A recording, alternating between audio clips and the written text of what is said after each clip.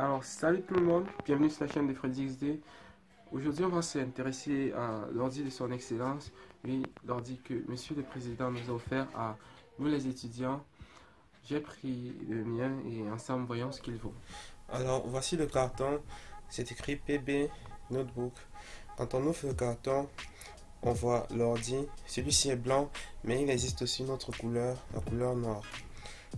Alors, autre chose dans le carton, le chargeur. Voilà, il est un peu petit à mon goût, mais je crois qu'il fera l'affaire.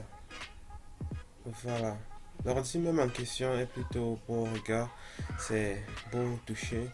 Et au-dessus, on a ce logo PBHEV qui veut dire Paul Biya Higher Education Vision. Et non, ça ne veut pas dire problème comme certains le pensent. L'ordi est plutôt solide, mais un truc que je n'ai vraiment pas aimé, c'est l'écran. L'écran est très petit, c'est un truc comme 9 pouces. Ils auraient vraiment dû le faire un peu plus grand. Quant au clavier, il n'y a vraiment rien à redire, c'est nickel. Le trackpad est situé au milieu, il est lui aussi petit, mais il fera largement l'affaire. Comme caractéristique technique, on a ici un Intel Atom X1, c'est un quad-core, une carte graphique Intel HD, 2 Go de RAM et c'est très décevant, seulement 32 Go de mémoire interne. Il faudra vraiment donc savoir utiliser cette mémoire. Sur le côté, on retrouve un port USB 2.0, une jack pour les écouteurs et un lecteur de carte de mémoire. Devant, il n'y a rien. De l'autre côté, on a où on branche le chargeur, un port USB 3.0 et une sortie HDMI. Derrière, il n'y a aussi rien et je tiens à rappeler que comme ça, vraiment, l'ordi paraît très beau. Il est très beau, il ressemble même à un Mac. Derrière, on a les deux sorties de bave qui sont plutôt médiocres. On a aussi une batterie qui fera 4 heures de temps sous utilisation légère. Quant à l'utilisation de l'ordinateur, le processeur quad-core et le disque dur SSD font que tout est relativement fluide dessus.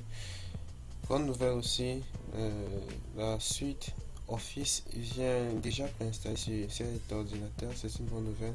Mais c'est aussi une mauvaise nouvelle pour le disque dur puisque il ne restait que 17 Go environ quand j'ai pris mon exemplaire.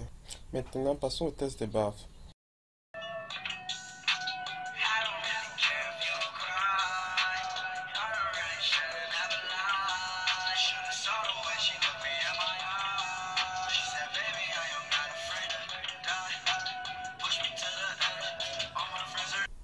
Passons maintenant au test des performances graphiques.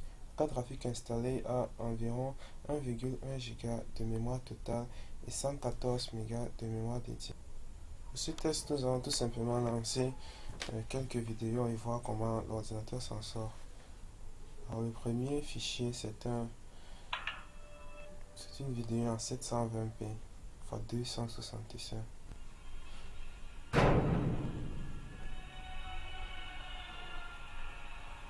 Alors, apparemment, l'ordinateur s'en sort plutôt bien là. Pas mal.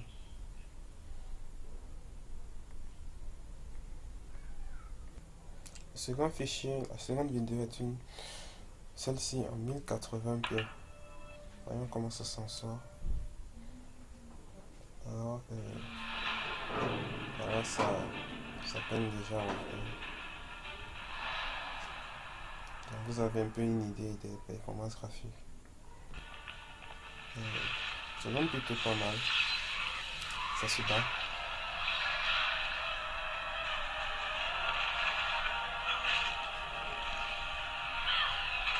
Donc, cette machine n'est pas faible du tout.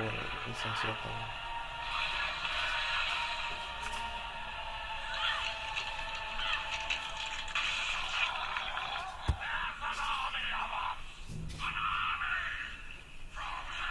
Testons maintenant la webcam de cet ordinateur.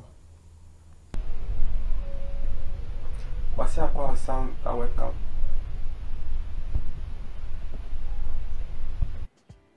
Alors la grosse question finalement, Est-ce que cet ordi c'est suffisant pour un étudiant qui veut étudier, c'est-à-dire qui veut consulter ses documents, faire des recherches sur internet et tout? Alors moi, je pense sincèrement, oui, c'est largement suffisant. Alors si vous avez aimé la vidéo, n'hésitez pas à mettre un pouce bleu et surtout à vous abonner. Et merci, à la prochaine pour une nouvelle vidéo.